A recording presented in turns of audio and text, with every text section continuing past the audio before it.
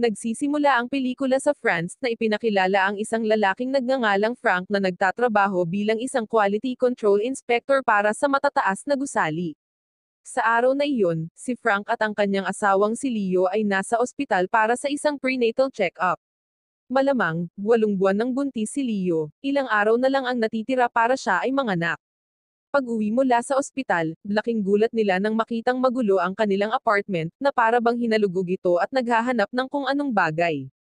Ilang sandali pa, nakipagkita si Frank sa kanyang matalik na kaibigan na si Ben. Mula sa kanilang pag-uusap, malinaw na ang mga taong pumasok sa apartment ni Frank ay naghahanap ng isang susi na itinago niya. Makalipas ang ilang araw, habang nagtatrabaho si Frank at ang isang kasamahan, muntik nang mahulog si Frank mula sa gusali. Napansin niya ang isang kahina-hinalang lalaki na nagmamadaling bumababa sa istruktura. Mabilis na sinundan at hinabol ni Frank ang lalaki, ngunit nakatakas ang kalbong estranghero. Nag-aalala dahil hindi tumawag sa kanya si Leo sa buong araw, si Frank ay nagmamadaling umuwi. Pagdating, nakahinga si Frank ng maluwag nang makitang ligtas at maayos si Leo. Samantala, isang lalaking maputi ang buhok ang nakitang sumakay sa naghihintay na sasakyan. Nasa loob ng sasakyan ang parehong kalbong lalaki na nakatakas kay Frank kanina. Ilang sandali pa, malamig na pinatay ng lalaking maputi ang buhok ang kalbong lalaki. Nang gabing iyon, pagkatapos makatulog si Leo, tahimik na umakyat si Frank sa rooftop ng kanilang apartment building upang tingnan ang isang nakatagong susi. Kahit na ang layunin ng susi ay nananatiling hindi malinaw, isang bagay ang tiyak, ito ay mahalaga, at determinado si Frank na hindi ito mapunta sa mga maling kamay. Habang tinatangka ni Frank na ilipat ang pinagtataguan ng susi sa loob ng lababo, biglang lumitaw si Leo, nahuli siya sa akto. Hinarap niya ito, nagtatanong kung bakit hindi siya mapakali nitong mga nakaraang araw at kung bakit siya nagpapalipas ng gabi sa rooftop sa halip na matulog sa tabi niya. Habang hinihiling ni Leo na malaman kung ano ang itinatago ni Frank mula sa kanya, isang bigla ang katok sa pinto ang bumulaga sa kanila. Kasabay nito, ang mga nakamaskara na nanghihimasok ay pumasok sa kanilang apartment, na pilit na pinapasok ang loob. Mula sa paraan ng pakikipaglaban nina Frank at Leo, nagiging malinaw na hindi sila ordinaryong mag-asawa. Sa kabila ng kanilang mga pagsisikap at matagumpay na napabagsak ang ilan sa mga nanghihimasok, sa huli ay natalo sila dahil sa napakaraming umaatake. Matapos itali si Frank, isa sa mga lalaking nakamaskara ang naglagay ng baril sa kanyang kamay para makuha ang kanyang fingerprint. Pagkatapos ay ipinahayag na ang utak sa likod ng pag-atake na ito ay ang may puting buhok na lalaki mula kanina, at siya rin ang pumatay sa kanyang nabigong kasamahan kanina. Ang lalaki, na ipinahayag na si Van Naken, isang walang awa na mersenaryong binayaran upang kunin ang susi mula kay Frank. Dahil tumanggi si Frank na ibigay ang susi, kinuha ni Van Naken ang cellphone ni Frank. Bago sila umalis, inutusan ni Van Naken ang kanyang mga tauhan na patulugin si Leo at dalhin siya.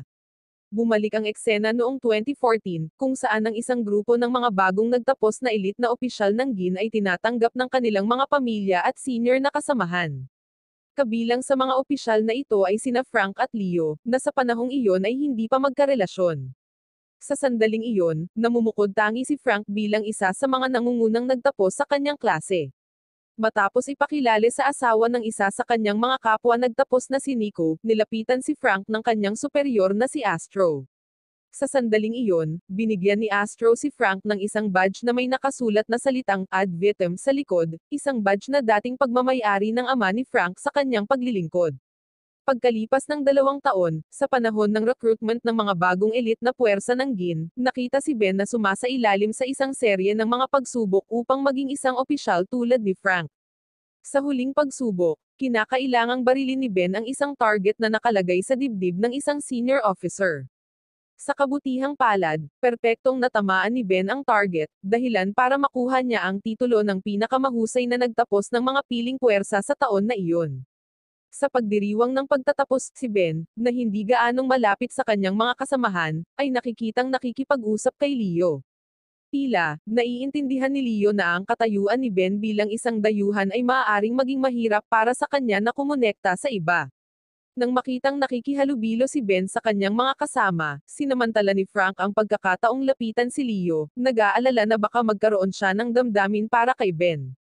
Nang walang pag-aaksaya ng oras, ipinagtapat ni Frank na may nararamdaman siya para sa kanya.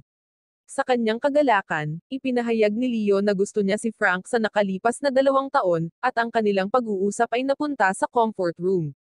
Gayunpaman, nang malapit ng maganap ang romantikong sandali, si Ben, na lasing at nasa bingit ng pagsusuka, ay biglang pumasok sa banyo.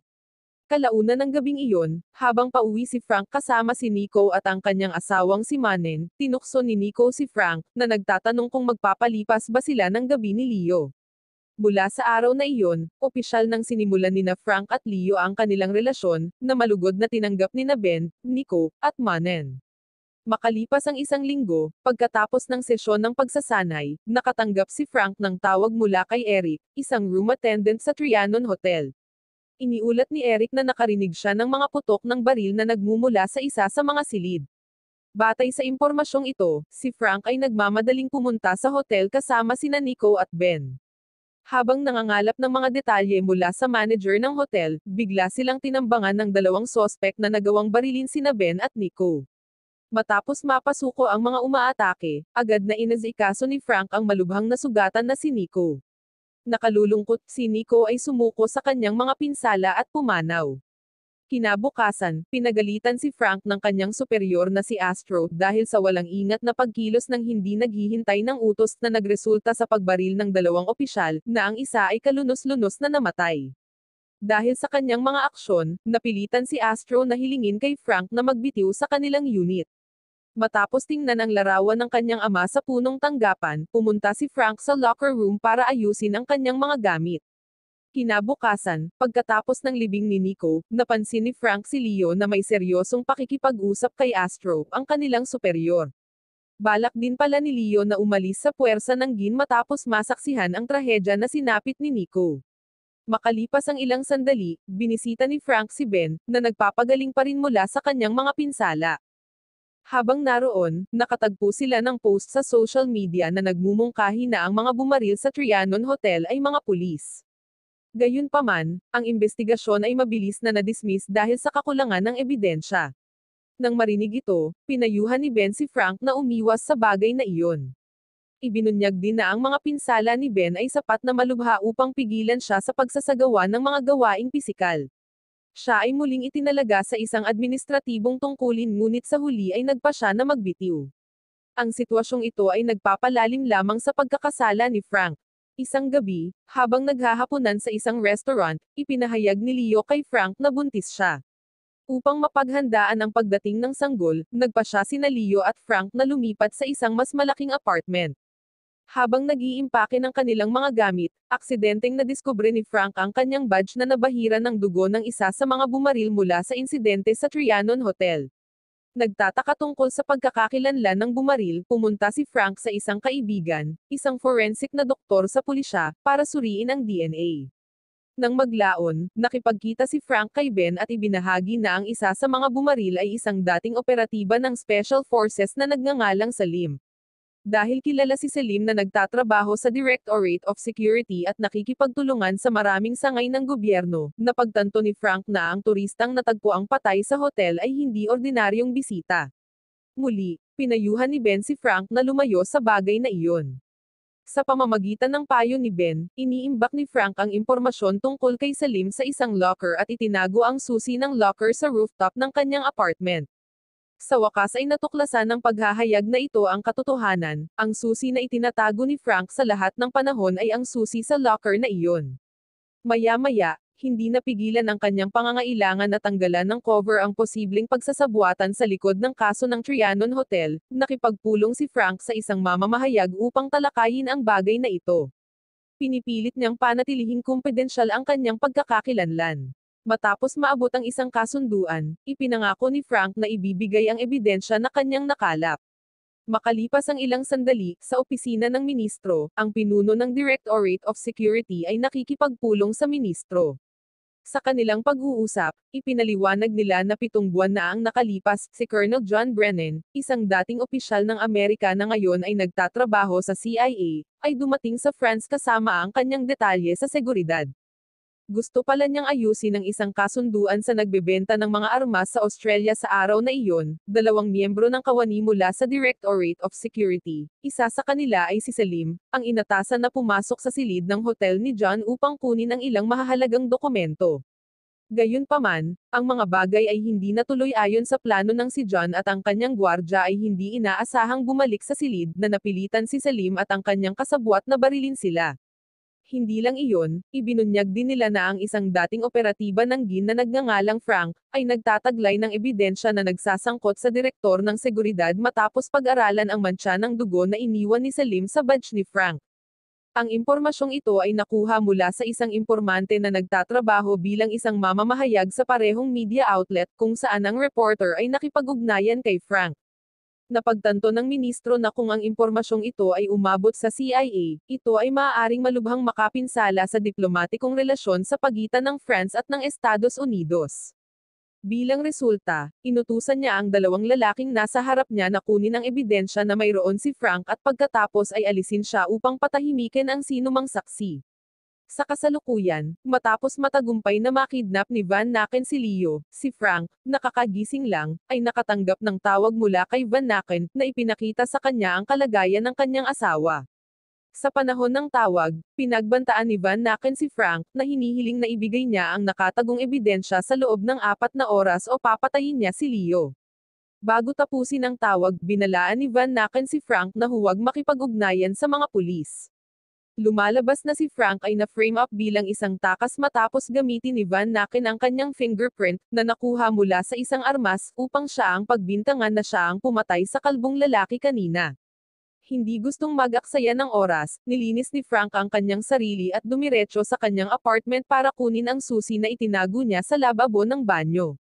Gayunpaman, habang papalapit siya sa apartment, laking gulat niya nang makita ang ilang pulis na nakatalaga doon. Nang pumunta si Frank upang kunin ang susi, nagulat siya nang matuklasan niyang wala na ito roon. Makalipas ang ilang sandali, nakita siya ng isang opisyal na pinilit si Frank na lumaban at tumakas. Pagkatapos ng matagumpay na pag-iwas sa pulisya, si Frank ay nagmamadaling pumunta sa lugar kung saan nagtatrabaho si Ben at ipinaliwanag ang lahat ng nangyari. Napagtanto na nawawala ang susi ng locker at kailangan ni Frank ang badge ng GIN na may bahid ng dugo, dinala ni Ben si Frank sa kanyang tahanan at binigyan siya ng sarili niyang GIN badge. Nilagyan ni Frank ng sarili niyang dugo ang badge na nagbabalak na linlangin ang grupo ni Van Naken at gamitin ito bilang kalamangan para iligtas si Leo. Hindi nagtagal, nagpunta sina Frank at Ben sa isang tagpuan na nasa loob ng kagubatan. Upang matiyak na ang kanilang presensya ay nananatiling hindi napapansin, sinadya ni Ben na lumabas ng sasakyan bago makarating sa lokasyon at maingat na nagtanim ng isang tracking device o GPS kay Frank. Pagdating sa hideout ni Van Naken, agad nilang hinuli si Frank, at nilagyan ng tali ang kanyang mga kamay. Nang sa wakas ay nakaharap ni Frank si Van Naken, kinumpiske niya ang cellphone ni Frank at dinala siya kay Leo, na bihag sa gitna ng kagubatan. Matapos makuha ang badge na may bahid ng dugo na hinahanap niya, inutusan ni Van Naken ang kanyang mga tauhan na gamitin ang cellphone ni Frank. Pagkatapos ay inutusan niya sila na magpadala ng mensahe sa lahat ng mga kontak ni Frank na nagbabanta ng pinsala sa kanyang asawa at anak kung tumanggi si Frank na sumunod. Ang mensahe ay ginawa upang ipakita na parang pinatay ni Frank si Leo bago gawin ang hindi maisip. Samantala, lingid sa kaalaman ni Van Naken, nakatanggap ng abiso mula sa naka-activate na GPS sa cellphone ang pulis na naghahanap kay Frank. Sa paggalaw ng kanyang plano, umalis si Van Naken sa eksena, naiwan ang 3 sa kanyang mga tauhan upang patayin sina Frank at Leo. Tulad ng tila mahirap ang sitwasyon, lumitaw si Ben na nakasuot ng maskara at nagawang iligtas sila. Mabilis na pinaandar ni na Frank, Leo, at Ben ang isang kotse at mabilis na nagmaneho palayo, desperado na makatakas. Nagkaroon ng tensyon na habulan, na sinalubong ng mga putok ng baril. Sa panahon ng kaguluhan, si Leo ay tinamaan ng bala, na nagtamo ng matinding pinsala sa kanyang braso. Habang ginagamot ni Frank ang kanyang sugat at sinusubukang pigilan ang pagdurugo, biglang nabasag ang tubig sa pribadong parte ng katawan ni Leo. Ito ay senyales na siya ay malapit ng manganak. Nang makita ito, hinimok ni Frank si Ben na dalhin si Leo sa ospital, pagkatapos ay lumabas siya sa kotse upang harangin ang mga tauhan ni Van Naken na nakasunod sa kanilang landas. Sa gitna ng matinding labanan kay Frank, inutusan ni Van Naken ang kanyang mga tauhan na ituloy ang paghabol sa sasakyan ni Ben. Si Frank, na ngayon ay sakay ng isang ninakaw na motorsiklo, ay nagtangkang tumakas, ngunit walang humpay na hinabol siya ni Van Naken mula sa likuran. Sa loob ng sasakyan, napansin ni Ben si Leo na lalong namumutla at hindi tumutugon. Sinubukan niyang panatilihing mulat ito sa pamamagitan ng pakikipag-usap sa kanya, ngunit mabilis na lumalala ang kanyang kalagayan.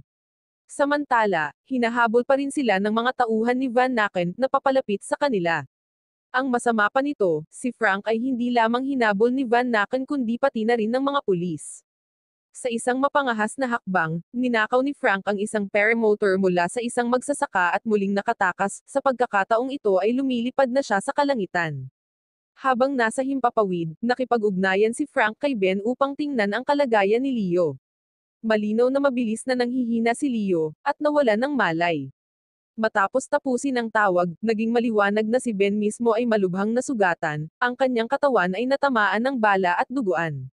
Sa ibang lugar, nakatanggap ng tawag si Astro, ang dating superior nina Frank at Ben, na nag-uutos sa kanya na wakasan ang pagtakas ng kanyang mga dating nasasakupan. Agad na pinakilos ni Astro ang kanyang team para makialam. Si Ben, na tinutugis pa rin ng mga tauhan ni Van Naken, ay ginawa ang lahat ng kanyang makakaya upang makarating sa ospital, ginagabayan ni Frank mula sa itaas na nagturo sa kanya ng mga shortcut na daan. Pagpasok pa lang ni Ben sa parking lot ng ospital, lumitaw si Van Naken, na direktang nakatutok sa kanya ng baril. Buti na lang at saktong dumating si Frank. Nang malapit na niyang tapusin si Van Naken, biglang sumulpat ang kanyang dating superior na si Astro kasama ang isang pangkat ng mga sundalo na nakapalibot sa kanila. Palibhas ay hindi natatakot sa panganib na mabaril, sumugod si Frank sa kotse, kinuha ang kanyang asawa na nasa bingit ng kamatayan at dinala sa ospital. Matapos matanggap ni Leo ang medikal na atensyon mula sa mga doktor, kinuha ni Astro si Frank sa kustodiya upang panagutin siya sa kanyang mga di umano'y aksyon, kabilang ang pagpatay sa mga tauhan ni Van Naken. Makalipas ang isang buwan, kitang-kita na naantig si Frank nang bisitahin siya ni Leo at ng kanilang bagong silang na anak. Sa taos-pusong sandaling iyon, ipinahayag ni Leo na ang susi na itinago ni Frank ay talagang kinuha niya habang sila ay nakikipaglaban sa mga puwersa ni Van Naken ilang araw na ang nakalipas. Nagsumite rin si Leo ng ebidensya sa gobyerno. Bilang resulta, naalis si Frank sa lahat ng mga kaso, dahil ang kanyang mga aksyon ay itinuring na pagtatanggol sa sarili. Pinawalang sala rin siya sa anumang pagkakasangkot sa pagkamatay ng mga tauhan ni Van Naken. Sa huling eksena ng pelikula, sina Frank at Leo ay nagbahagi ng mainit na yakap. Mula sa malayo, si Ben, na ngayon ay ganap ng nakabawi, ay pinagmamasdan sila ng nakangiti, tuwang-tuwa na makita ang kanilang kagalakan. Wow naman! Doon nagtatapos ang pelikula mga idolo, salamat sa inyong panonood.